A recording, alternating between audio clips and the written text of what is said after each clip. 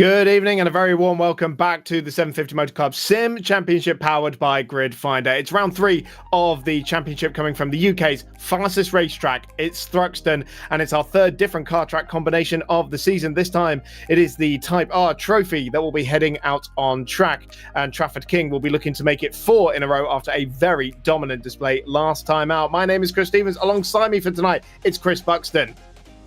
Hello, everybody, and very much looking forward to this. Big fan of Thruxton. I make no apologies for that. It's not just my local circuit, but yeah, there's plenty of right foot going on this circuit. No matter what you're taking around here, it is very thrilling action. And these Type Rs, they're almost born for a track like this. You've got door-to-door action going on in these highly tuned tin-top cars. Again, quite different to what we've seen. We're certainly very different to what we enjoyed at Croft last time out. And wow, did our drivers put on an amazing show. Very much looking forward to more of the same and Thruxton.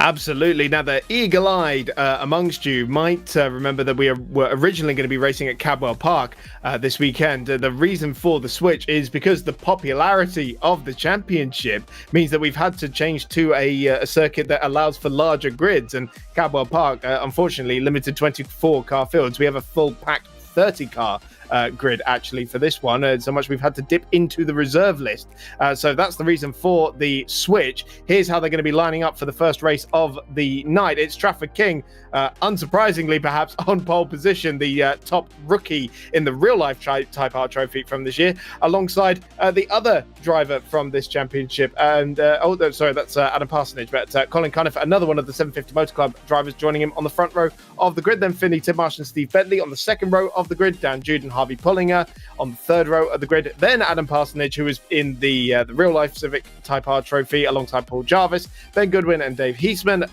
complete the top 10. Alex Forster and Andrew Cooper on row 6. Then comes Steve Boother and Daniel Marshall.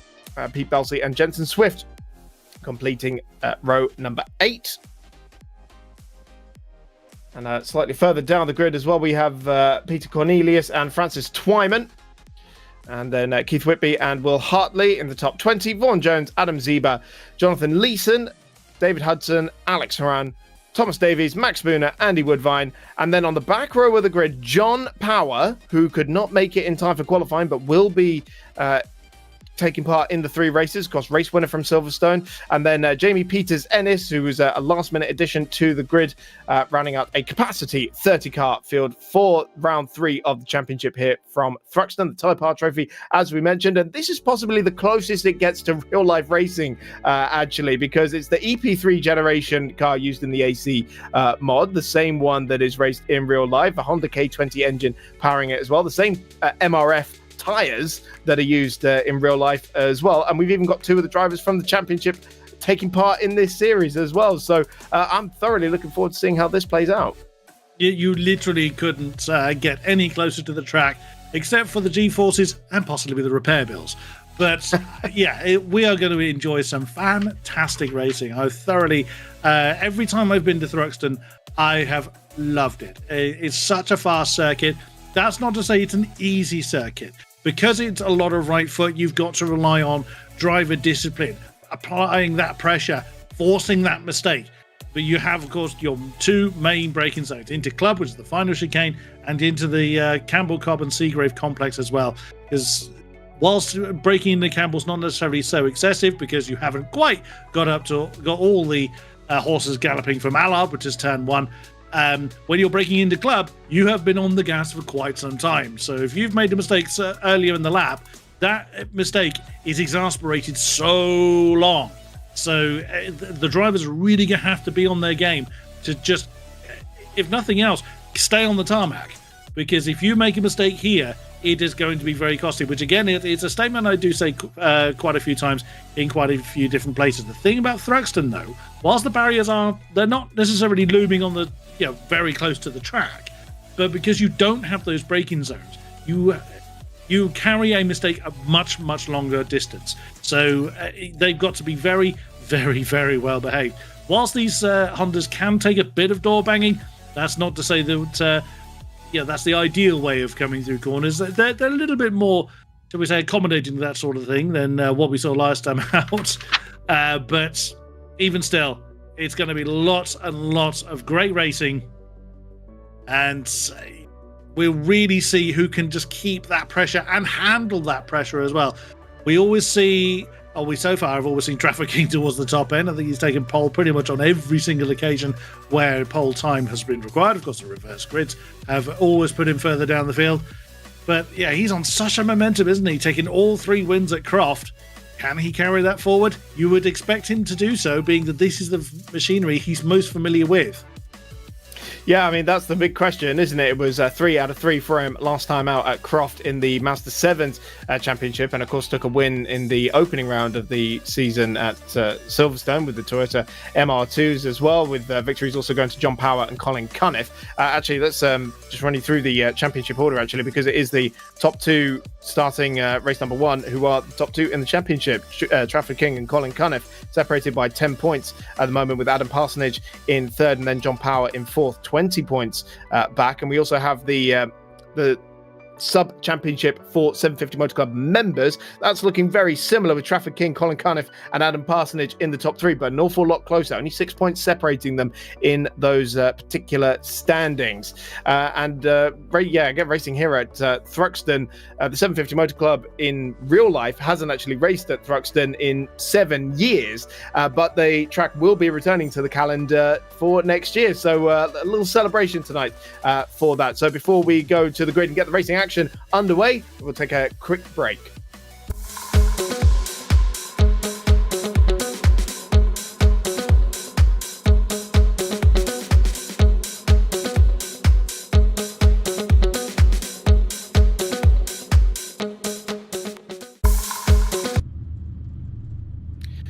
Grid has formed up then. It is Trafford King in that light blue and black trimmed car, starting on pole position on the left-hand side. Of course, was the top novice from the Real Life Type Art Trophy in 2023. Alongside him in the red and black car, it will be Colin Cunniff. Top 2 in the championship, starting alongside each other. And then Finley Tidmarsh in the blue car, the darker blue car, and then the all red of Steve Bentley, and then the almost golf coloured cars on Dan Jude's car. In fact, that might actually be a nice golf livery Big fan on of that car. Yeah, it looks absolutely splendid. So we're waiting for the lights to come on.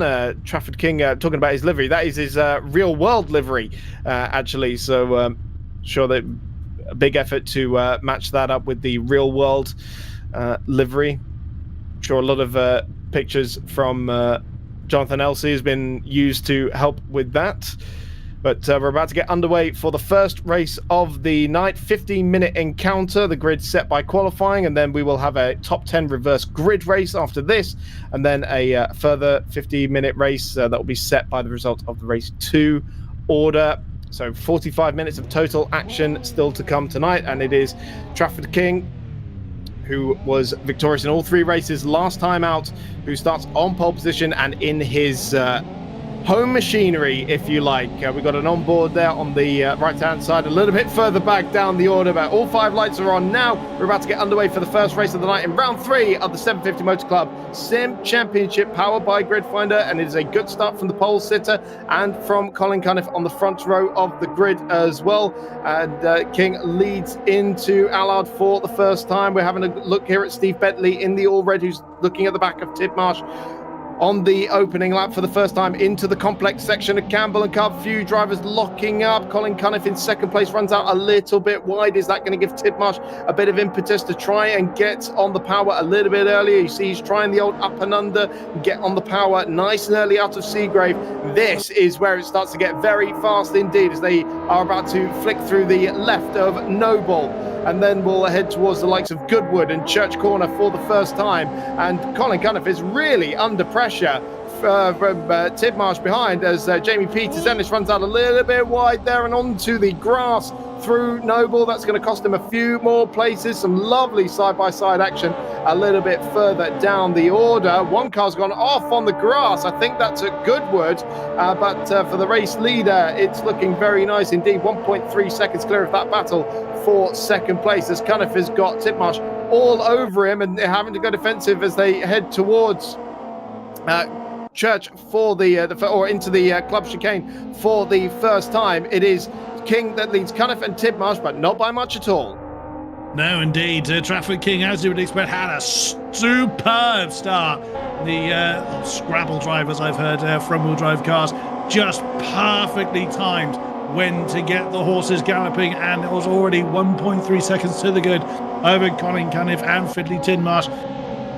Yeah, fair few door banging going on behind. No serious incidents that I've spotted so far. We did see Jamie Peters-Ennis, who, as we say, did start at the back of the field. He is a reserve for this season.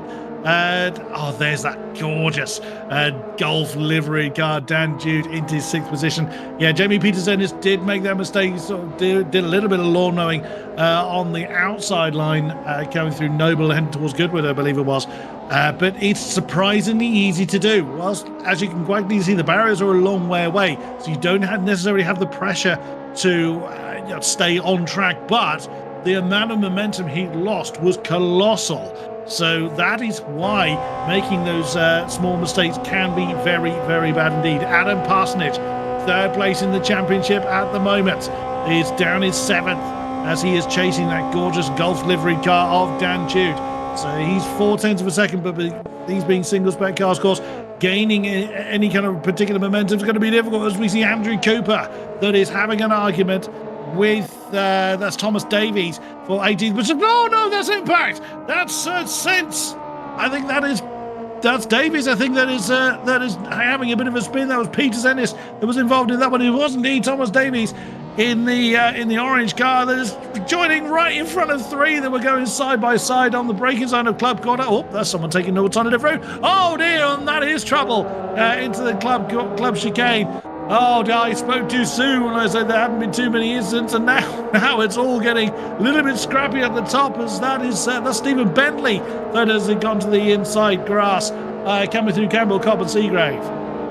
Yeah, Steve Bentley there in the all-red car, having to take to the grass. A little bit of a moment there. It looked like he was side by side with Parsonage through the complex at Campbell and Cobb. So he's come off worse in that particular squabble, but it is to the benefit of Alex Forster, who's moved up into 7th place, although Steve Boover moving back into that position now. Looks like they're running quite close together. In fact, here they are. Alex Forster now chasing Steve Boover as they head through Church. So Steve Boover there in the blue, white and yellow, and then Alex Forster here in the grey and orange. And Forster's going to try and make a move on the inside of the club chicane as they come to complete the 3rd lap of the race. And Forster with a lovely move on the inside here to take 7th place. And Boover getting out a little bit wide there and probably taking a bit more of the curb at the last portion of that chicane than he probably ideally would have wanted, and in fact has lost out to Keith Whitby and all of that as well, and now down to 10th place. So definitely not an ideal run for Steve Boover on that particular set of corners. Trafford King just maintaining his advantage up at the front of the field. 1.5, it's gone up to 1.7 now, and John Power setting the fastest lap of the race. Who's that's gone off and getting a bit argy-bargy down at the club? Goodwin is Ben Goodwin that has gotten that all wrong on the braking zone coming into Campbell and took to the grass. Thankfully, no major impact with Pete Belsey as he was rejoining the track. Also, I want to point out John Power from the back row of the field. He's in 17th place with the fastest lap of the race. Absolutely storming performance from John Power. It's, literally nothing can keep him down, it would seem. But as is always the way when you've got these wonderful cars to see, a single spec series, we've got these great battles still formed. It seems a shame that there's only 9.5 minutes of the race. We're only 3 laps in. Again, such is the nature of this series. It's 3 15-minute races. We're already halfway through it. As I mentioned, John Power, he's already gotten past Spooner up into 16th. Well, the question now is, can he make his way into the top 10 and try and benefit from the reverse grid race 2? John Power may only be 4th in the championship at the moment, but he has won at the opening round back at Silverstone. Of course, the former Formula Ford and Rally driver who has taken to sim racing later on in life. This is Steve Boother trying to get back up the field, and Cornelius here trying to keep him at bay as well. He's just made the move on Boother by the looks of it, but this is a very tight pack of cars, all squabbling over 8th place here. It's Keith Whitby who is leading that train of cars in the red car, and then Cornelius in the blue behind him, and Steve Boother is about to come under big pressure here from Alex Zieber in another red car, trying to force his way through on the inside, and I think there might well have been just a little bit of a tap there at Goodwood, and now Boother's trying to find his way through on the inside of Cornelius as well into Church. It would be a very brave move indeed if he were to make that stick. My goodness me, that is bravery in the extreme, and once again the momentum turns to the car behind, which is Alex Zieber, and Steve Bentley trying to get involved in that as well. We could well go 3 wide into the club chicane here, and we are in fact going to go 3 wide into the club chicane, locking up there from Alex Zieber as he tries to back out of it at the last possible moment. Bit of door banging there between Steve Boother, but he's come off worse in all of that, and frankly I'm amazed that's the only position change that ended up happening in all of that. That was, I was convinced one of them was going to introduce their car to that very solid bollard that is in the middle of club, but no harm, no foul in that particular respect. Oh no, Boother again taken to the grass. I must admit, I am very partial to that very Williams-esque cannon livery, Mansell and Piquet way back in the day. That is a fantastic. I love the way these liveries have been so well recreated for this race, this championship. This has been fantastic work going on in the background. But look at this group now. So this is Peter Cornelius in 8th, right the way down to, well, Steve Boother's fallen a little bit out of this group. He's now under pressure from Ben Goodwin, we can see at the back of that particular shot, as Bentley and Zieber have now swapped around. That's where the camera is directly looking. 3 wide again.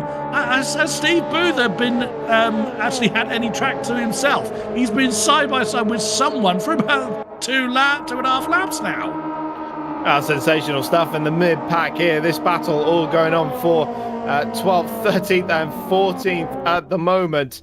And now a nice aerial shot as well as they go through the club chicane once again. We've only got 6 minutes left on the clock now. How fast it goes, 3 15-minute races, and we're almost into the final third of the first race of the night. But Ben Goodwin here looks like he's found a bit of track to himself.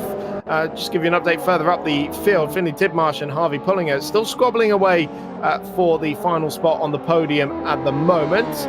And here is a look at that because we've got Tidmarsh with Pullinger all over his mirrors. 2 very different lines being taken through Goodwood there, and initially allowed Pullinger to close up on Tidmarsh, the all blue car, followed by Pullinger in the white and yellow behind him.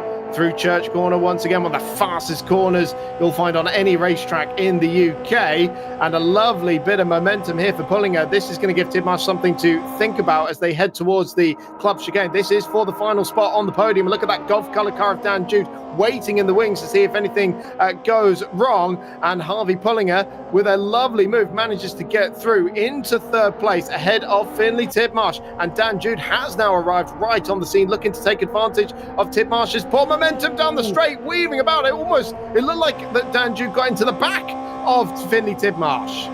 I think he did a little bit. It unsettled the blue car of Tidmarsh a little, but essentially no harm, no foul. Dan Jude rightly got out of that to allow Finley's car to settle. But this squabbling pack still very, very intense as they are now bouncing their way through Allard once more. The on-sport on the right-hand side is Dan Jude, the battle we were previously watching. We've got this great side-by-side. So this is a battle for the last podium spot on the right-hand side, as we're seeing several people going too deep into the complex, too deep into Campbell. That will aggravate their line through Cobb. and potentially compromise the exit through Seagrave, but we now come back to the battle for third position. Nearly impact between Tidmarsh and Pullinger. Is this going to give an opportunity to Dan Jude? No, he's slightly too far back on this occasion, but that's Pullinger that is in the tyre tracks, in the exhaust smoke of the Honda ahead of him. Oh, where are you going, Dan Jude? Using every pixel of space. 3 wide yet again. This shouldn't be a surprise, but it's incredible when they pull it off on the way down towards Club once more. Can Dan Jude get the pair of them? Oh, there we on the brakes. Who's going to win out here? It's Dan Jude. Wow, he timed his attack to perfection. Utilise the slipstream, outbrake the pair of them, and that is now Dan Jude, fifth to third in one corner. Well, Dan Jude getting livery of the season award, potentially even move of the season award with an audacious double pass into the club chicane for the last spot on the podium. I'm sure that battle is not done yet with 3 minutes left to go on the clock. Here's a look further back. Ben Goodwin has got Keith Whitby just in front of him, but now he's got John Power alongside him. This is what we were talking about earlier. John Power in that silver car that's just past Ben Goodwin is about to make his way into the top 10 potentially and benefit massively from the reverse grid race, which is coming up next. That would really change the game for John Power, who couldn't take part in qualifying. He was arriving late to everything, so accepted he would start from the back of the grid, and it's been a brilliant drive from John Power to make his way up to 11th in that silver car, and he's now looking at the back of Keith Whitby for a spot in the top 10, which would give him pole position for the next race. He was looking up the inside there into Noble, maybe a bit of contact there because Keith Whitby's gone off and over and round. My goodness me! Oh no, that is tragic for Keith Whitby. The car utterly destroyed. Still hasn't settled down. Finally gets itself going again. But, rather dramatically, that's given John Power 10th position. I'm not entirely certain there was contact there, but I'm just stunned at the incredible performance from John Power from the final row, 29th place, up into 10th. Possibly unlikely to get hold of Steve Bentley, but exactly as you say, Chris, may not actually want to, because that will give him pole position for the next race.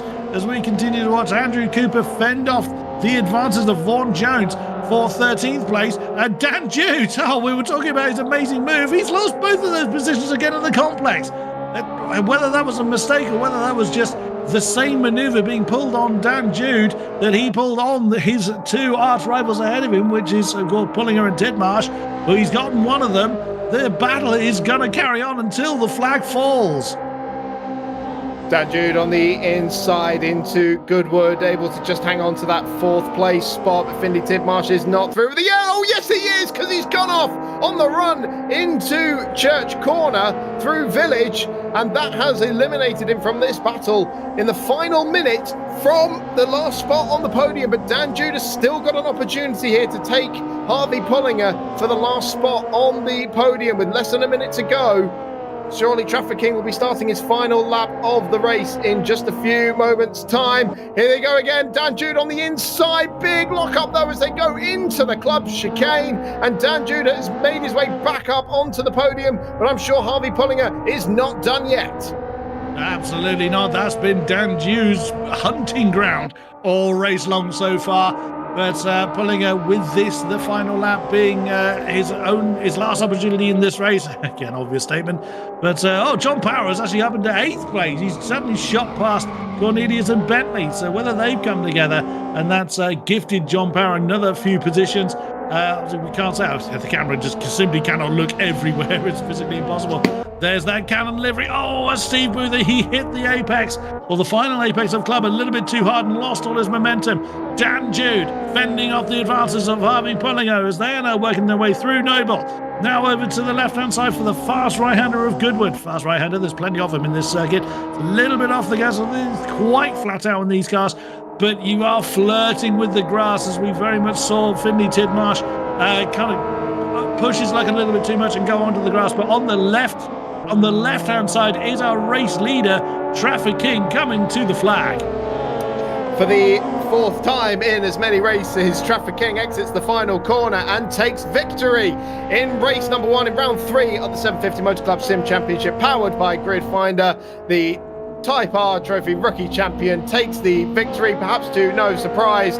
Colin Cunniff takes second place, and Dan Jude in that beautiful golf-coloured car wins a brilliant battle for the last spot on the podium, beating out Harvey Pullinger by just a few tenths of a second in the end. Adam Parsonage comes home in 5th place, followed by Finley Tidmarsh. He ended up losing an extra spot on that last lap with that drama right at the end. Few positions still to be settled through the final couple of corners a bit further down the order. It's Alex Forster who finished in 7th. John Power from the back of the grid into 8th place. Brilliant stuff from him. Peter Cornelius and Stephen Bentley completes the top 10, and that will put him on pole position for the next race.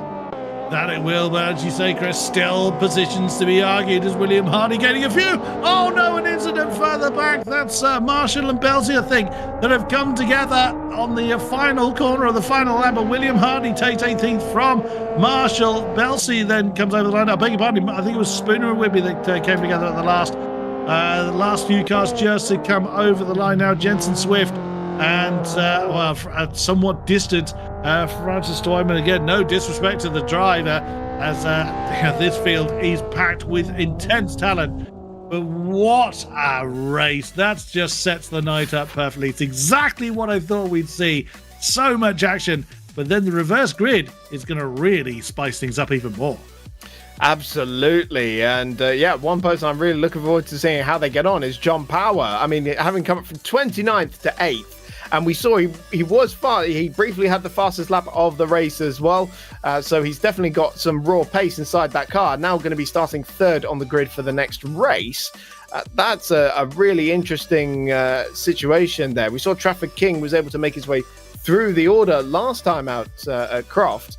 So let's see if he can do it again. Absolutely, he's certainly able to, but he's got some very, very, very fast drivers ahead of him. Colin Cunniff coming in second, couldn't quite match the pace of Trafford King. Nothing against Colin on that one, but Trafford King it has been fairly invincible for the last 4 rounds. The reverse grid race didn't quite go his way in Silverstone. Very different cars, of course. The Toyota MR2 was sort of felt a bit of a heavier car, slightly less responsive than these very highly tuned Type R's. The Toyotas were kind of closer to road spec than these are, so these clearly suiting Trafford King much more so. That being said, Trafford King still came home in 9th. From memory serves, he fell to very nearly last in that second race. That's been his worst result all season long. It's been podiums from there on out. But yeah, John Power put on an amazing performance, didn't he? And in fact, the only time he's finished outside of the podium was the first race in Silverstone and the last one at Croft. Absolutely, and we can now hear from Trafford King, our race 1 winner. Trafford, you're making a habit of this. Well, I think I'd have got a bit of stick if I didn't do that one at Civics, wouldn't I? Absolutely, gosh, novice champion in the real life series from this year. Was there any point in that race where you felt like you were under pressure, where you didn't quite storm off into the distance like you did at Croft? Yeah, there was a couple of times, and both as we were coming lapping back markers, I lost maybe a second and a half, couple of seconds each time. So I could see Colin. I knew he was going to be pushing me along all race anyway. But when I could see him just getting that little bit closer, I had to keep in it. I mean, top 2 in the championship, finishing top 2 in that race. So you must be thinking quite a lot about Colin. But are you thinking about John Power as well? Don't know if you saw his progress, but he went from 29th to 8th, and of course has bagged himself a really good position for the reverse grid race. Yeah, he was quick in testing, was John. So we'll see if we can get after him in this one, because I'm sure he'll be out front pretty early. Yeah, and of course the first reverse grid race of the season didn't go so well for you. It was an absolute dream at Croft last time out as well. So which of the 2 scenarios are we expecting for the one coming up? Well, I'd hope it was Croft, but who knows? Yeah, who knows indeed. Trafford, thanks for chatting to us. Good luck for the next race, and we'll hopefully catch up with you soon. No worries, cheers. All right. Well, yeah, of course, Trafford King didn't have an awful lot to think about in that race, truth be told. In our eyes, we're pretty much focused on the battle for 3rd place with Harvey Pullinger and Dan Jude battling away right to the very end there. It was absolutely fantastic, and hopefully we see a bit more of that in the next race. Absolutely so. Thoroughly enjoyed that. Again, with the reverse grid race. As a reminder, it's the top 10 that are reversed, not the entire grid. That would, I think, it would be slightly too much chaos to incorporate if we had all 30 odd cars reverse order. Now the grid is being formed, so we do have a few minutes before this particular race gets underway. This is actually a track I have driven on in its real life, guys. I've done a number of circuits in the sim racing world, but this is actually one I have turned wheels on, and it is as fast as it looks. It's a superb place. I've commentated up at the complex, so Campbell, Cobb and Seagrave. That's where the second commentary box is. Slightly unusual track because both of the commentary positions are actually on the outside of the circuit, which is slightly unusual. We actually had an incident where one of the lead drivers in one race lost his driver's door, and none of us knew because we couldn't see that side of the car. So, but this is why I was so looking forward to this race in particular. Home familiarity for me, but I know this circuit is, again, so well recreated in the sim racing world, and because of these fantastic cars and the familiarity that a number of our drivers had, Travis King, of course, prime example. This is where this really intense racing comes from. But we're now going to have John Power, who's proven time and again, it doesn't seem to matter what racing machinery, real life or sim, whether it's sevens or the Hondas, it doesn't matter what John's in. He's just insanely fast. So I'm really looking forward to John and to Trafford in particular crossing swords. Absolutely. Right, before we go to race number 2, we'll take a very quick break.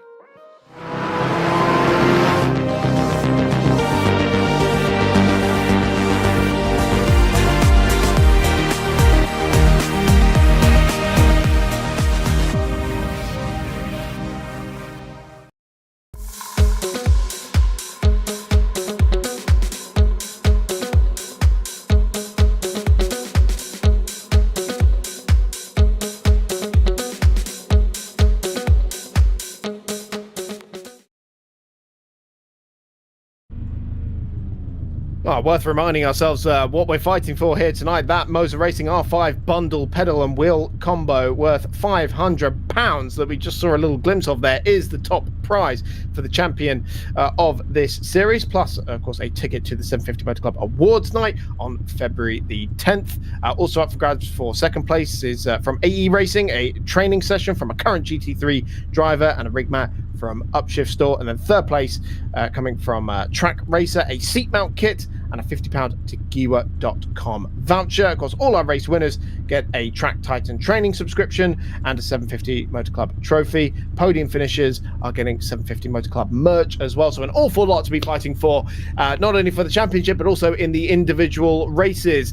So coming up next, it is the top 10 reverse grid race. It's the second race of the night, another 15-minute encounter, but it will be John Power, as we saw there, in that silver car, lining up third on the grid. It's Peter Cornelius in the blue and grey car that is on the front row of the grid, and then I believe it's Alex.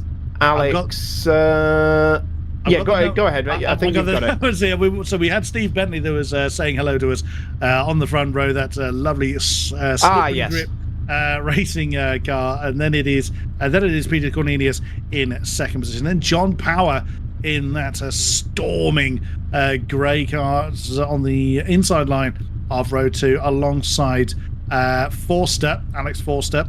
Then behind him is Finley Tidmarsh and Adam Parsonage, with Pullinger and Dan Jude on the next row, with Cunniff and Trafford King taking on row 5. So you can see Dan's car is so distinct, isn't it? That's those very, very clear golf colours. You can see him on the outside line there, in position, ready to rumble. So we'll see how well our drivers can do. But here we are for race number 2.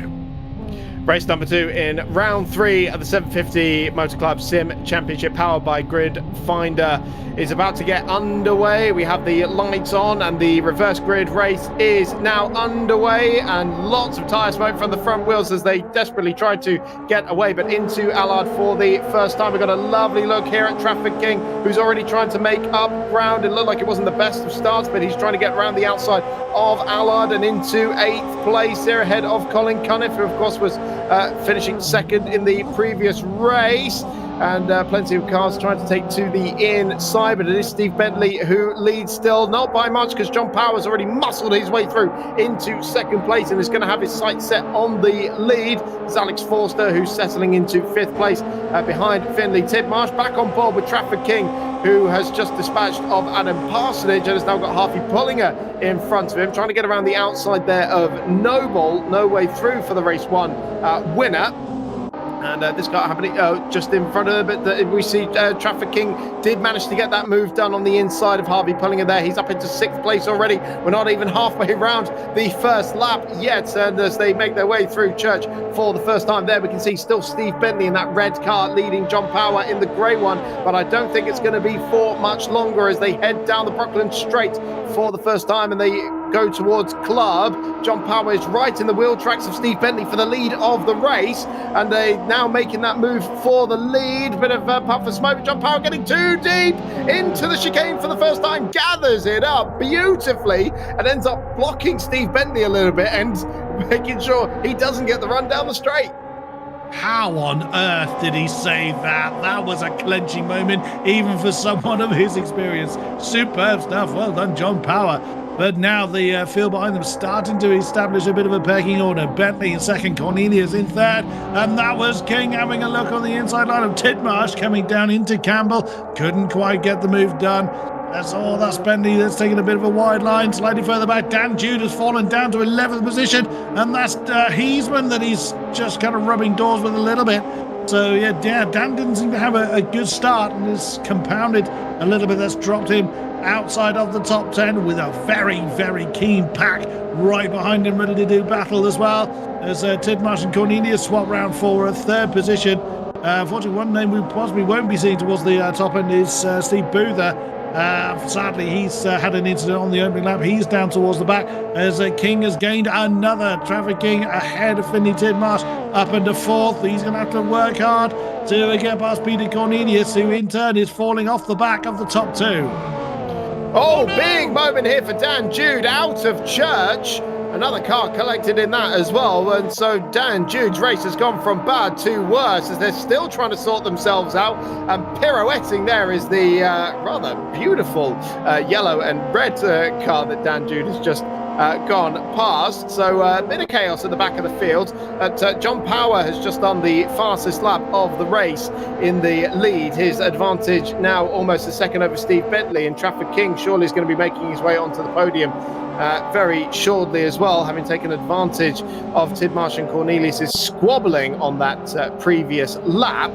As we've got a battle a little bit further down as Will Hartley trying to get around the outside of Belsey into the complex, and outside line turns into the inside, turns into a bit of door banging there, but Will Hartley does manage to get past and into 14th position.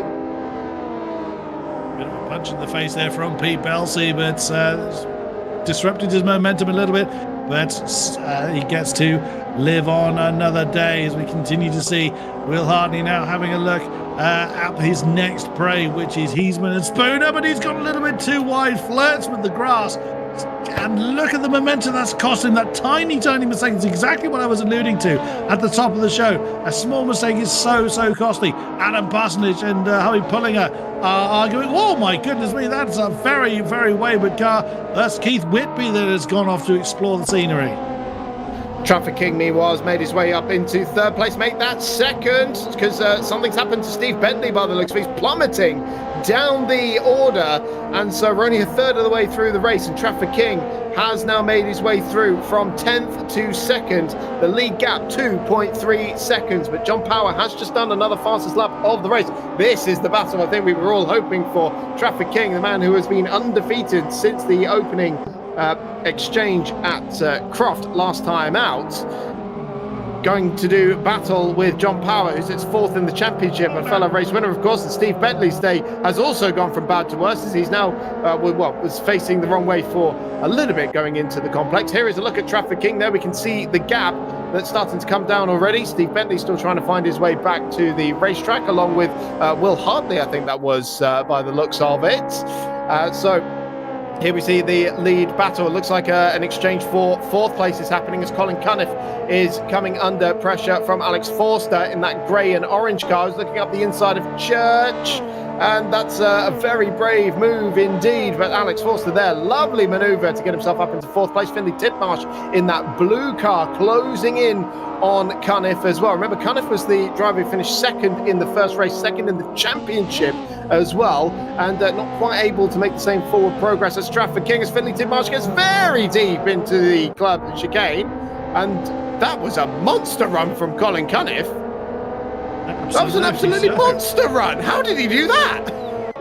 He may well be asking himself the same thing, but John Power's in trouble. He's lost 3 seconds on that lap alone, and as a consequence, he's lost the lead. So he's made a mistake somewhere, as he was good 2.3 seconds ahead of Traffic King, so it wasn't impact or anything some such that has caused John Power to lose the lead. There they are, just going through the shot. He's now got Peter Cornelius all over his tail, as we continue to see Alex Forster and Colin Cunniff. Their battle for what is now 4th position continues apace. And then right behind is that 3-way fight we were just looking at. Finley Titmarsh, Harvey Pullinger, and Adam Parsonage is the 3rd of that particular trio. Look at Titmarsh, he's under pressure from Harvey Pullinger as they are making their way through Goodwood, through Village, through Church. Fastest part of the circuit, like I can say, it's all pretty quick, depending on how brave you are, as how much right foot you deploy. And you can just see how the cars have to just really come over onto the rumble strip on the right-hand side, or our right-hand side, I should say, to maximise their exit speeds and use every pixel of space available to them. And that's a lot of the time just to keep up. Oh, that's way too deep. Coming into the club chicane for, that was Titmarsh, I think it was. Was that Alex Forster from 5th? Forster, I beg your pardon, yes. So a huge mistake, and he's lost quite a few positions as a result. Yeah, that's put him into the clutches of Finley Titmarsh and Harvey Pullinger that we're following here. So Titmarsh in the blue car, Pullinger in the white and yellow, and a bit of contact there by the looks of it. Pullinger just, I thought for a second he was going to gather it up with a bit of right foot down. But the car swapped the other way. Looked like Pullinger might have got into the back of Titmarsh there. Titmarsh rejoining the circuit now in 9th place, and may well lose a place to David Heisman here, as he's a bit slow onto the quicker section of the racetrack at Noble and Goodwood. So a bit of a disappointment there, and we just saw he was trying to hang on to that place. This is a bit further down in 14th. Peter Belsey trying to get past Spooner on the inside of Goodwood, but no way through there for the grey and pink machine. I will say I don't think it's quite over for the last spot on the podium. Oh dear, what has happened to David Heisman there? What's on? Did he? It looked like he took quite a bit of the curb. Almost wonder if he hit the marshal post on the inside. I don't think the marshal post is quite that close, but it was a bit of a difficult one because our camera angle was on the opposite side of the car, but he clearly hit something, and the only thing that's there is that marshal's post. So that was very much exit stage left. Something rather firmer than the front of his car, that is for sure. Harvey Pullinger getting back up into 5th place in that yellow and grey car ahead of Alex Forster. And then we just caught a glimpse of the battle for 3rd place between Peter Cornelius and Colin Cunniff. There it was at the bottom of the screen just there, very nose to tail as they exited Seagrave. So the last spot on the podium is once again up for grabs, and it looked like they were going side by side into Noble Corner as well, with that 5.5 minutes left on the clock to enter the final third of this race number 2. Pullinger still continuing to lead Forster and Parsonage here, and Cornelius and Cunniff swapping positions there on this lap for the last spot on the podium as Pullinger makes his way through Church. Once again, Alex Forster getting right up behind Pullinger as they head through Church, and Alex Forster may well try and get that 5th place spot back. As again, we just saw that glimpse of that battle for 3rd place, very tight indeed. Pullinger looks like he had quite a good advantage in the end going into the club chicane. As Traffic King ticks off another lap ahead of them. John Power's still got the pace though, because he's just done another fastest lap of the race, but that gap 2.6 seconds. He will be ruining that mistake he made earlier. This is that battle for 3rd place though, as we joined in at just the right time, because Peter Cornelius had a monster save at Allard in that grey and blue machine, and Colin Cunniff says thank you very much, I'll take 3rd place back.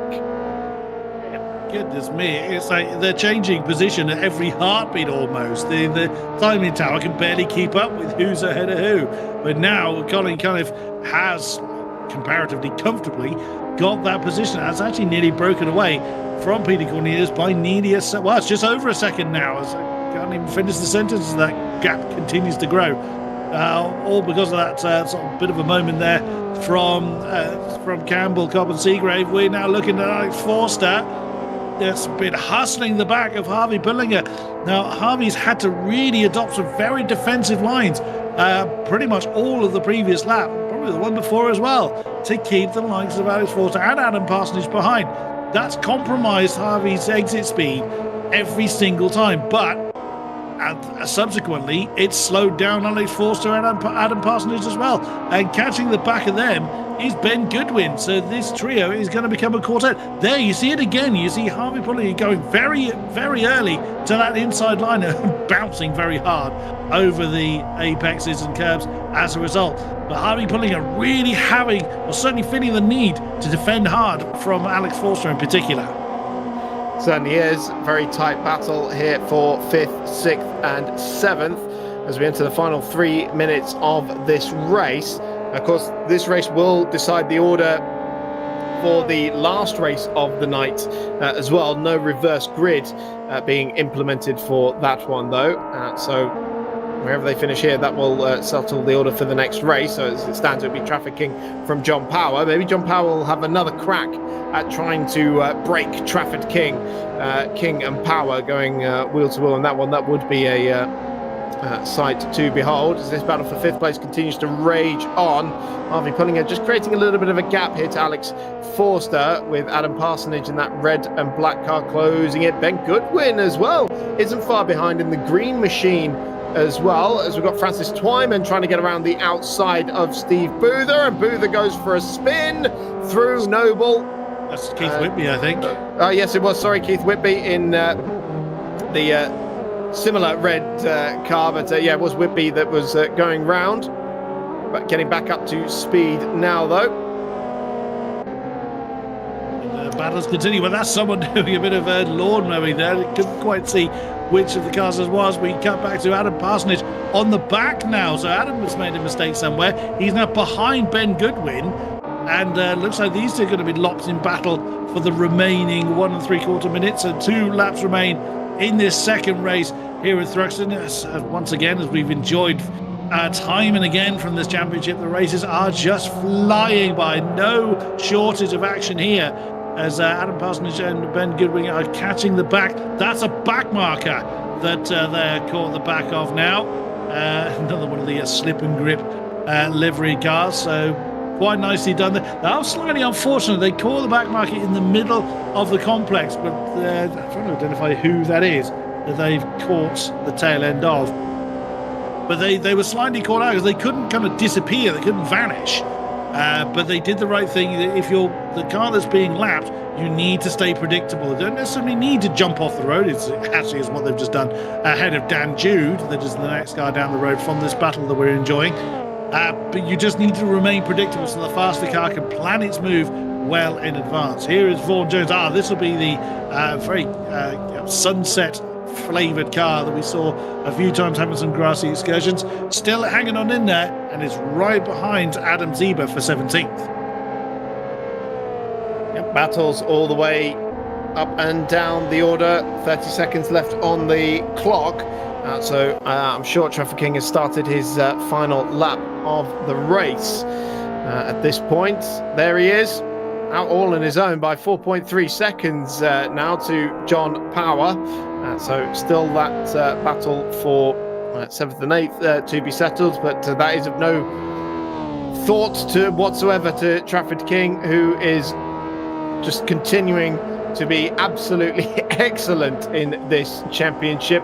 Alex Forster, slightly quieter end to this race than the previous one for him, as he's not really in striking distance of Harvey Pullinger for 5th place, and he's got a good advantage over Ben Goodwin and Adam Parsonage.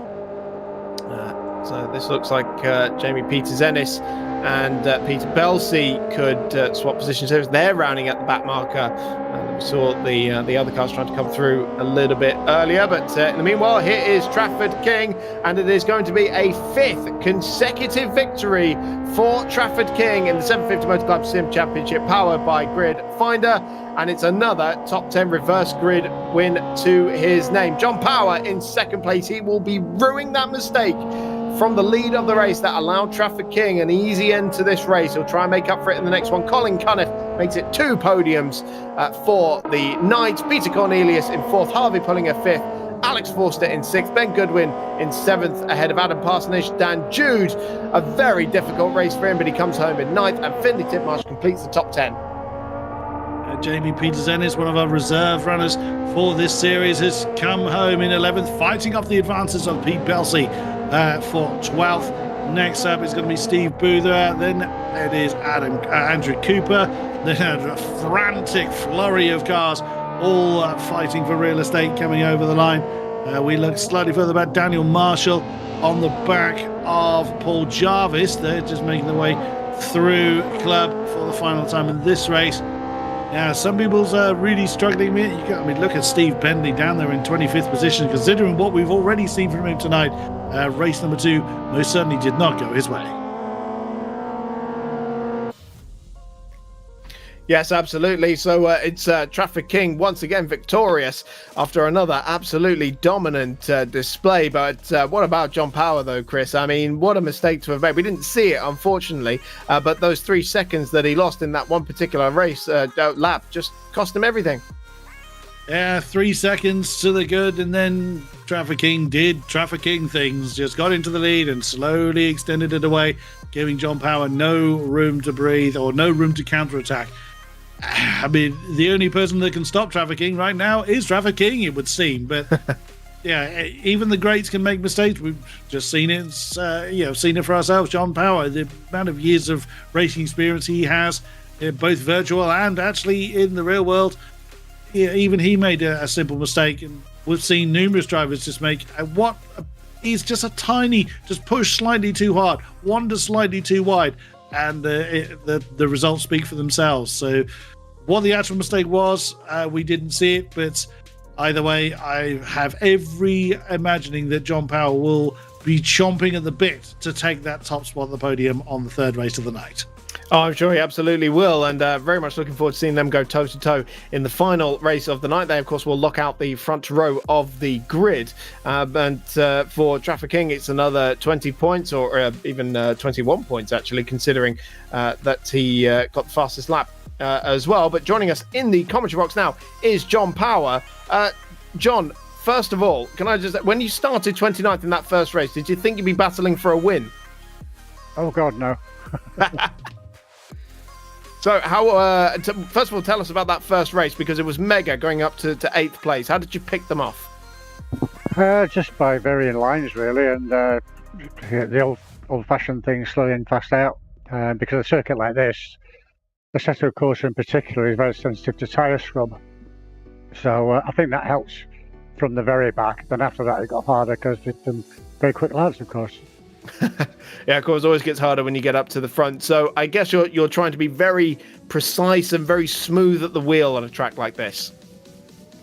Yeah, that's the thing, because it's like jumping into shark-infested waters every lap. Brilliant. So we didn't see the mistake that you made from the lead in that second race, unfortunately. Can you just give us a bit of insight into what happened and what let Trafford past? Oh, yeah. Well, I'm glad no one saw it. It was very embarrassing. I just clipped the tyre at the chicane and it sent me into the wall. But luckily, I was facing the right way when it came out. So, yeah. But to be honest, Trafford drives so well. I think I would have lost time trying to hold him back anyway. The guy's amazing. Well, you do have the pace. It has to be said, because you had briefly the fastest lap of the race in race number 1. You were setting really good pace of matching Trafford for much of that race number 2 as well. So now you're lining up on the front row together for race number 3. Do you think you might just be able to give him a hard time, maybe get ahead of him? I can wish, but I think it's just a nice wish to have. But let's see what happens. All right, fair enough. Chris, any questions for John?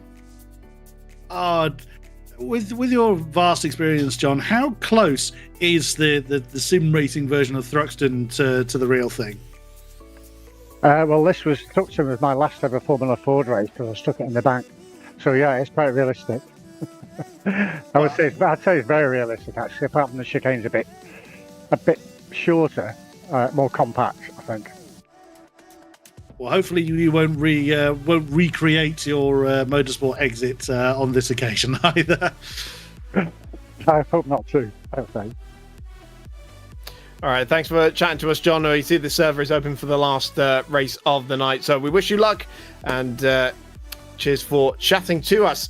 So we'll get underway for race number 3 very shortly. A reminder, it's not a reverse grid, it's just set by the results of race number 2. So it will be Trafford King on pole position from John Power and Colin Cunniff after he took his second podium result of the night, second and a third for him so far today. That will serve him well in the championship, but of course Trafford King's just extending that advantage up at the front of the field in the championship. And of course the 750 Motor Club, the members sub championship as well. Top 3 was the same drivers in the overall and the members championship as well. So they're the ones fighting for the prize packages that we have for the top 3 positions at the moment. So Chris, before we go to the grid, what are we expecting to see from this final race of the night? Do you think John's got it in him to give Trafford a hard time?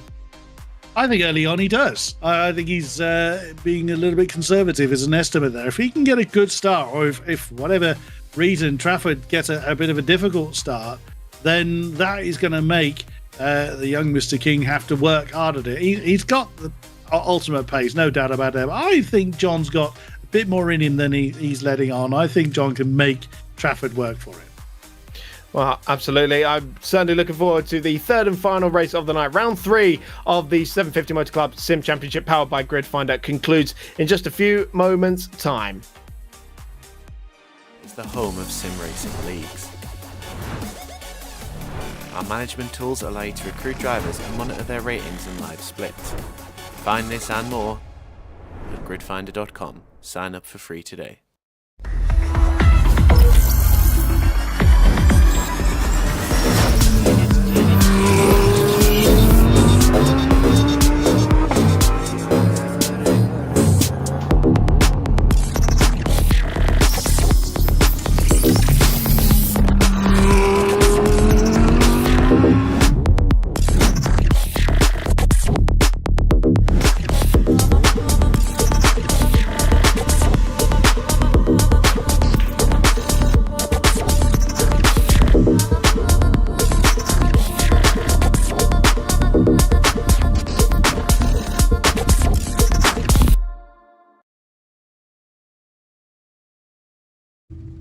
Third and final race of the night about to get underway. We've got a couple of minutes left until the green light. So I'll just remind everybody watching that if you are planning to race with the 750 Motor Club in 2024, then a reminder here of the early bird registration offer, which opens on Monday, the 22nd of January and will close on Monday, the 5th of February. You can bag yourself a little discount on the entry fees and bag yourself a little bit of merch and even some tyre discounts as well. Details on the 750 Motor Club website for all of that, and of course the live streaming details with Alpha Live and the new social media paddock show being announced as well. All the details also on the 750 Motor Club website. Go and check out if any of your races are being live streamed in 2024. And of course, we do have some new additions to it. Of course, the return to Thruxton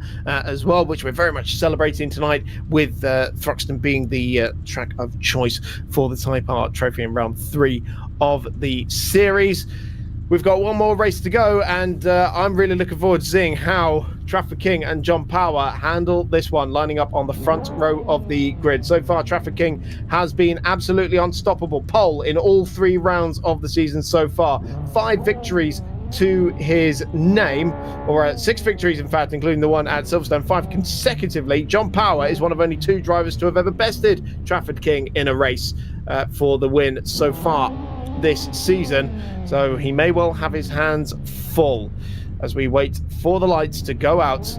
And we've got the start light sequence starting now. Third and final race in round 3 of the 750 Motor Club Sim Championship, powered by Grid Finder, coming from Thruxton. It's the Type R Trophy. We're about to get underway.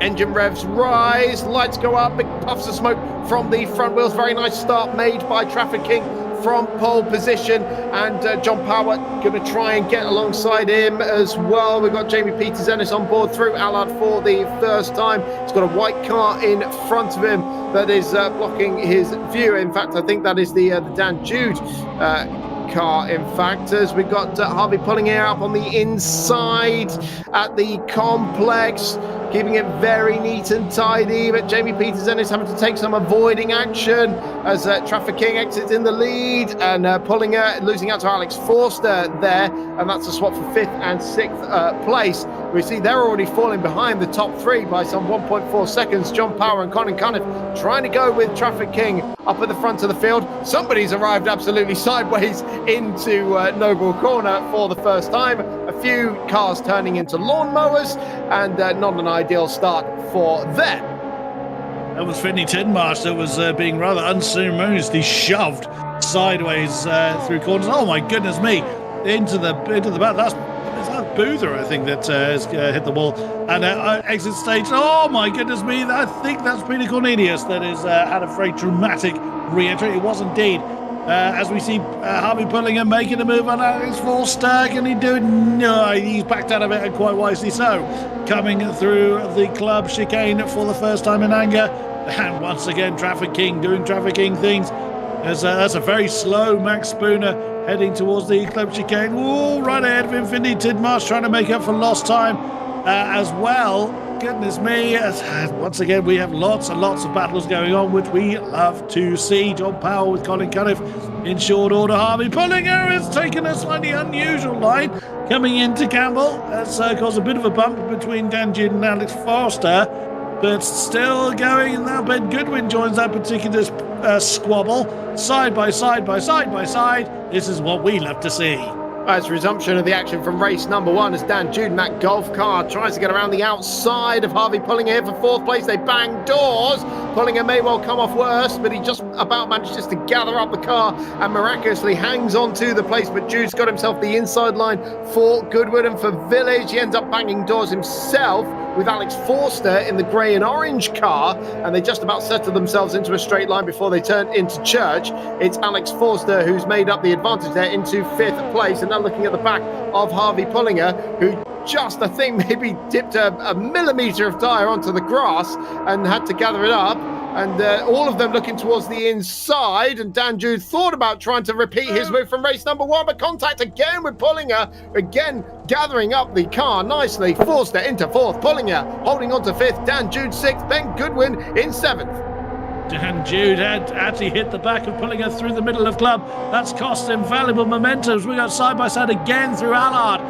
Dan Jude to the outside line, fends off Peter Goodwin, and now Jamie Peters-Ennis is in that particular battle. So as he did in Croft, the first race didn't quite go his way, but he's had again a fairly good night leading up to this point. Now well inside the top 10, and it could well benefit well from a strong finish. We didn't see him at Silverstone in the Toyota MR2, so that kind of put him in a points deficit to the rest of the field.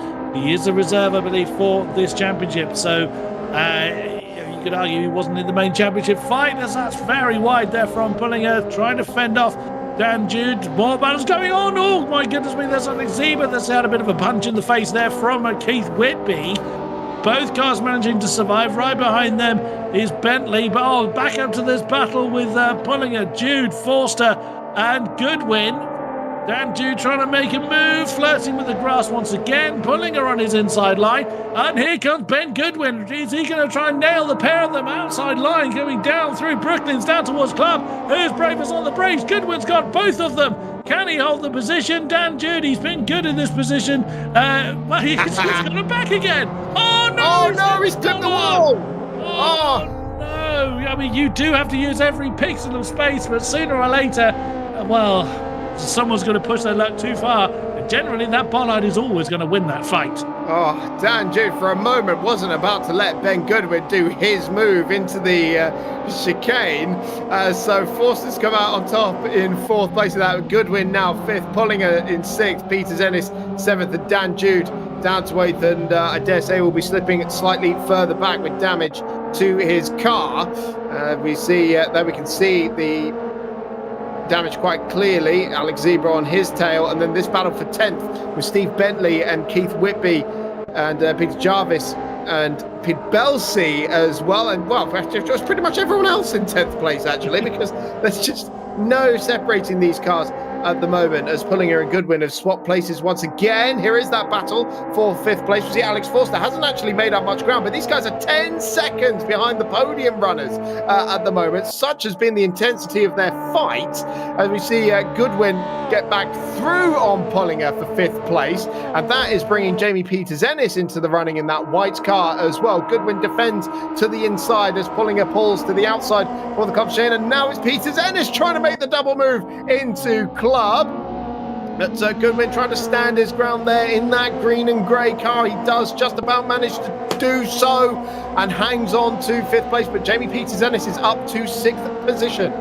Well driven from all of them to avoid incident there with so little room, going from 3 wide to 2 wide and losing valuable real estate in the process. All of them managing to avoid impact as we now enjoy this battle here for what is 12th position, with Paul Jarvis leading Pete Belsey, William Hartley, Dave Heisman, and also Andrew Cooper in that particular fight. Here we are again for the battle for fourth. Forster's run a little bit too wide, exiting Seagrave. Are we going to see 4 wide on the rundown? Oh, nearly impact there. That's Goodwin and Pullinger nearly coming to grief. But Jamie Peters Ennis is actually up into fourth. He's worked his way past this entire group.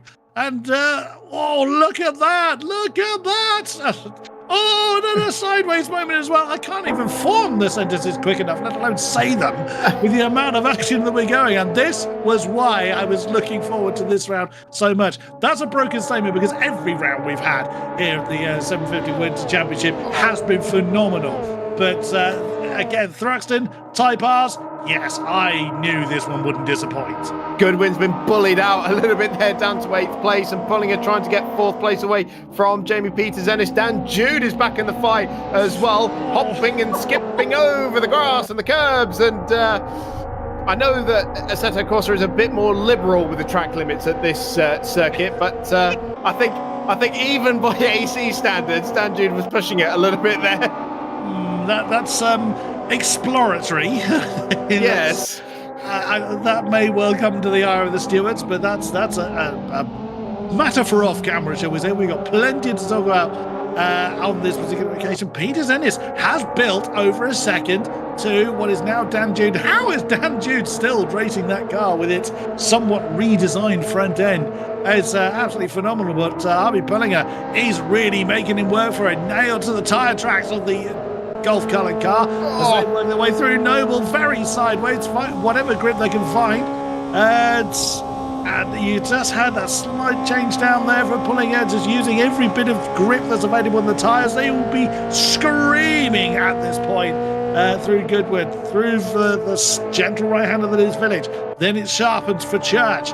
as Jamie Peters-Ennis now 1.5 seconds to the good to this chasing pack. Oh, Goodwin, he said he was bullied out earlier, may well lose out again as Zebra has got the run on the inside line. They take the long sweeping left that is Brooklyn's. Now who's going to be bravest on the brakes for Club? Well, for the moment, it's Pullinger and Jude again, not taking the conventional line through the chicane. I think he realised that I'm not making that, and he has allowed Harvey Pullinger back up in position. Oh, no, and then he's come to grief with Alex Forster. Well, so that's given Pullinger a little bit of reprieve there, but they're still side by side behind him, trying to dispute that 6th place spot. Forster's gone back through, and Dan Jude with an aggressive switch back to the inside, can't quite make it work. But look behind him, he's brought Steve Bentley, Ben Goodwin, Alex Eber, Keith Whitby right into this fight, as well as they're still banging doors. And off goes Alex Forster on the exit of Seagrave Corner, and now he's going to be at the mercy of all the cars that have closed in behind them as well. This squabble is now 17 seconds behind the podium runners because they just haven't stopped for one moment in this race, and we're already into the final third of this battle. Ben Goodwin here in 8th place in green and grey is got a bit of distance to Steve Bentley in front of him, but now Alex Forster there we just saw in 10th place trying to get past Alex Zeba. In fact, he's dispatched of Whitby, now going for Zeba on the inside. That was at Church, so he's been able to recover a little bit of ground from that moment at Seagrave. He'll now set his sights on Ben Goodwin, who we're now following. And Steve Bentley just in front of him, trying to get around Dan Jude in the golf car, but he couldn't quite make that work either. I wonder if the damage is really playing havoc for Dan Jude, because we've seen some somewhat over-aggressive moves from him, but he's still hanging on to 6th position at the moment. Steve Bentley, who's had, I think he had a rough start to this race, but he's worked his way right the way up inside the top 10. Now, finally, people are kind of deciding on which bit of real estate they themselves are going to occupy, but I can't imagine it's going to stay that way for long, as they're seeing a fair amount of locking up. They're coming into Campbell through the complex. Looks like Steve Bentley that is starting to home in again on Dan Jude. The handling of the golf car probably somewhat compromised by the fact that the front bumper is determined to just drag itself along the floor. But can Steve Bentley do anything about it? But Dan Jude, fair play. He's been doing everything he can, and several things he shouldn't have done, to hang on to that 6th position. But look further down the road, Harvey Pullinger is closing in on Jamie Peters-Ennis. Is Harvey going to deny Jamie Peters-Ennis' potential best finish of the season? Could well do, as we go back to Harvey Pullinger, who's closed down the gap to Jamie Peters-Ennis here for 4th position with 3.5 minutes left on the clock. And it looks like Jamie Peters-Ennis went off the track, and that's why Pullinger's been able to close down the gap, and he's not had a brilliant run through the club chicane as well. Very aggressive chop to the inside to try and defend Allard, and Pullinger needed no second invitation to try and get round Peters-Ennis here, so he'll look towards the complex as well, side by side, round the left-hander towards Campbell once again. Pullinger will have the inside line, but Peters-Ennis very good on the brakes, and this squabble has already invited Steve Bentley and Dan Jude and Ben Goodwin back into the fray as well. So for the remaining 3 minutes of the race, it is game on for 4th position. Peters-Ennis trying to make that Type R Civic EP3 as wide as he possibly can, but having to leave space on the inside of Noble there for Pullinger, who once again has to back out as they head through the right-hander at Goodwood. And now that there's still some good momentum there, he's just been able to draw his front wheels alongside Peters-Ennis' rear wheels, has to back out again. Steve Bentley waiting in the wings in that red car as well towards Church once again. Maybe just picking his moment here is Harvey Pullinger, because he will have a monster run down Brooklands and towards the club chicane once again, already pulling out of the slipstream and trying to find himself that inside line. Peters-Ennis isn't leaving him much space, but he just about leaves him enough, and Steve Bentley's going to make it 3 wide under braking for the club chicane. Pullinger on the inside. Peters-Ennis has gone way too deep and lost all those positions in one as he bounces over the grass. And through is going to go Pullinger, I'm sure of it. And through is going to go Steve Bentley and Dan Jude as well. Oh, well, Dan Jude's actually been able to make up 2 places there because he got past Steve Bentley, and then Peter Zennis ends up banging doors with Stephen Bentley, and through goes Goodwin as well. Ben Goodwin into 7th place. Goodness me, I did say that those gaps wouldn't stay there for long, and Jamie Peterson has lost out a couple of positions there, just out-breaking himself, trying to break that a little bit later than everybody else around him, but you saw how far off track that sent him, and he would have only braked probably half a car later, but the amount of momentum he carried into the club chicane just sent him way too deep, and he had to then, I get the feeling he would have potentially lost the position to Harvey Pullinger anyway, because he did have the overall pace over Jamie Petersenis. But either way, that dispute was resolved for now. You've always got to add that particular accolade to anything you describe to these incredible races that we've enjoyed throughout this championship, and certainly here in Thruxton, as Ben Goodwin continues to fend off the advances of Bentley, and that's Jamie Petersenis. He's gone too deep, as well as Alex Forster has gone too deep, going through Goodwin. Won't cost them too much, but again, momentum is so crucial. That mistake will certainly be felt. Side by side, Bentley and Goodwin coming down into the braking zone for club chicane. Ooh, they're going to be able to sort it out just about. Final lap, it's do or die, all or nothing, feast or famine for this group. And we've got back markers coming into play as well now. So final lap of the race, Traffic King, John Power and Colin Caniff well clear of all this happening behind them. Oh, no. Off goes the back marker, and Stephen Bentley's gone with him, and that was out of 8th position. So disaster for Stephen Bentley, and now he's being collected by the chasing pack as well. So not an ideal end to his encounter. And you see how much crabbing he's got there, completely right hand down, trying to make it through a left-hander. So that's not ideal at all. Dan Jude still not finished with Harvey Pullinger. The Golf Colour car in 5th place, but Pullinger in front of him. That moment's created a bit of distance between himself and Peter Zennis and Goodwin and Forster behind them. So they can squabble amongst themselves. It's given him a little bit more breathing space. Meanwhile, Traffic King is going to make it 2 perfect weekends in a row with victory in race number 3. There is no stopping this kid at the moment. John Power, 3.5 seconds back. In 2nd place in the end. Colin Cuniff will come home in 3rd, and then a long way back, some 25 seconds in the end, is this battle for 4th place. Harvey Pullinger is just about, by the looks of it, going to hang on to this position ahead of Dan Jude, despite his best efforts. Clobbers the tyre barrier again, does Dan Jude, but he'll come home in 5th place. Ben Goodwin in that green and grey car looks like he's just going to beat Jamie Petersenis to the line. Yes, he is, for 7th place. For 6th place, I should say. Jamie Petersenis in 7th, Alex Forster in 8th, Will Hartley in 9th, and Alex Sieber in 10th place. Oh, Chris, I need to lie down. It's been one of those nights, hasn't it? And we love them all. As a Philly Tidmarsh, oh my goodness me, there's not a lot left of that car as he struggles through club for the final time of asking, with bringing with Adam Cooper and Fawn Jones to round out. That's down to 17. We've still got side-by-sides going on. Francis Twyman getting all kinds of crossed up, getting his way getting past Davies. That's rounds out our 20. Just a few cars still running. Oh my goodness me. Yeah, I know exactly how you feel, Chris. That was just one of those nights that was full of action everywhere. Woo! We need a little break after that one, because that was intense. That battle for 4th place. You saw how much time they were losing, because they were 25 seconds behind the podium runners in the end. I don't think we've seen a gap that big between 2 on-track positions all championship long in the various cars that we've had. But yeah, the top 3, we did. Well, I certainly thought John Power may make Traffic King work for it, but you can't take it away from Traffic King. What a stormy performance. Has he saved the best till last? Well, we'll see. We still have 2 more races after tonight to thoroughly look forward to. But this is the man that's had the least amount of TV coverage all night long. And any wonder. As much as his livery looked amazing, he just disappeared into the sunset again. Yeah, terrible for his sponsors, because they've barely seen him on air at the moment. But again, just testament to just how good he is. You can argue that the real life racing prowess that he's shown will help him in the sim racing world.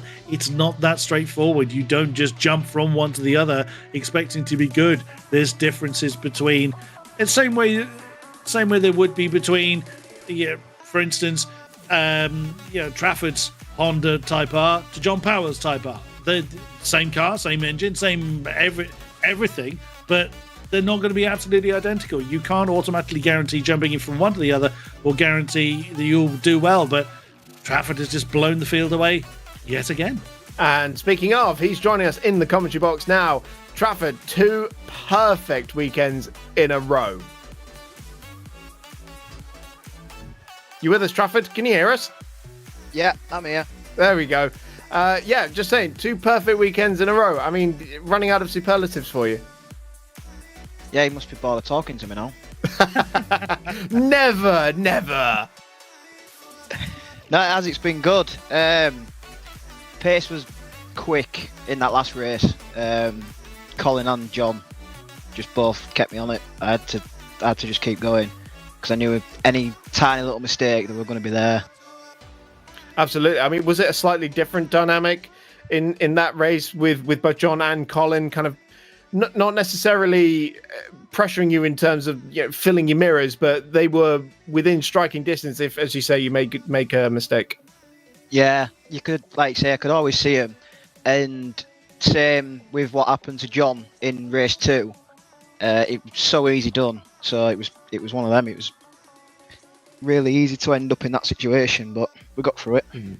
No, fair enough. And I feel like you're the person to ask this because, of course, this is the EP3 generation of car, the same one used in real life and MRF tyres as well. So how much did it feel like driving your actual Type R trophy car? Yeah, the actual car on the set was really good. You get all the sensation of the horrible understeer on a fast corner. They seem to sort of let the back go as well, but yeah, it's a really good car in a Seto, is the Civic. Oh, fantastic. And of course you've been sporting your real world livery as well. We're seeing it on stream now. In fact, we were just saying we kind of feel bad for your sponsors because you've had very little airtime in this whole series. Yeah, well, I thought it'd be good to get the proper livery on for this one. Oh, no, absolutely. I'll be there. Yeah, it looks fantastic as well. So, of course, we've still got 2 more rounds to come. We've got bike sports at Alton Park and F1000 at Donington. How are you feeling going into the last 2 rounds of the season? See how we get on with these ones. They're going to be a lot quicker. So I think the reverse grids will be rather interesting, so to say. With the quicker cars. Okay. Well, any of them, to be fair. Well, okay, before I let you go, Chris, anything to add? Did you feel a bit more pressure on your shoulders, Trafford, being that this is the closest to your own real-life machinery that we've seen so far this season? Did you feel a bit more pressure on your shoulders to perform well tonight? Oh, yeah, definitely. All my family and friends had been giving me some right stick if it didn't go well, so... I've got to say, your livery has been so well recreated. It is a stunning car. Not a hint of jealousy at all. Not one. Not at all. Brilliant. Well, Trafford, thank you so much for joining us. Congratulations on another perfect weekend. Happy New Year to you as well. We'll see you on January the 7th. Yeah, Happy New Year. Cheers. Cheers, Trafford. Wow, what a night it has been. I'm hoping we might be able to hear from Dan Jude. Just waiting to have confirmation if he's got a mic set up or not. So I'll fluff for a second just to see if they pop him in here for a moment. In fact, we were talking about the final 2 rounds of the season. Of course, this is the last 750 Motor Club stream of 2023. So we'll see you in 2024, of course, and it will be January the 7th, the Sunday of that weekend, not the Saturday as has been the norm for the first 3 rounds of the season. That will be the bike sports at Oulton Park. That is going to be a wonderful combination, I would say. And then rounding out the season on January the 20th will be the F1000s from Donington Park. And that is the one I think everyone's most excited about. And who knows, Trafford may well be champion by the time we get to that round. But anything is possible in not just in motorsport, but especially in sim racing as well. I'm being told Dan doesn't have a mic, actually, so we won't be able to hear from him, unfortunately. So, Chris, I'll come to you for some final thoughts from round 3 of the championship. This did not disappoint. None of the rounds we've seen so far have disappointed at all. There was some of the drivers weren't so keen on the opening round of the MR2s at Silverstone, but oh wow, have we made up for it with the Master 7s last time and these incredible Hondas this time around. The bike sports, very high revving, very high torque engines in these sort of small Le Mans bodies. They're a wonderful machine to see. And as we've heard, they developed some speed. Oulton Park, very, very twisty technical circuit. So you don't have the long straight or long stretches where you get all the horses galloping, as we've seen tonight at Thruxton. So yet again, different type of circuit, different type of car. We could well see some different type of results. Absolutely. Now we've got all of that to look forward to in a few days' time. In the meanwhile, from all of us at the 750 Motor Club, a very happy new year. All the best for 2024. Remember to check out the 750 Motor Club website for the early bird registration discount and to see which rounds are being live streamed. And if the new social media paddock show is coming to you as well. But for now, it's bye-bye.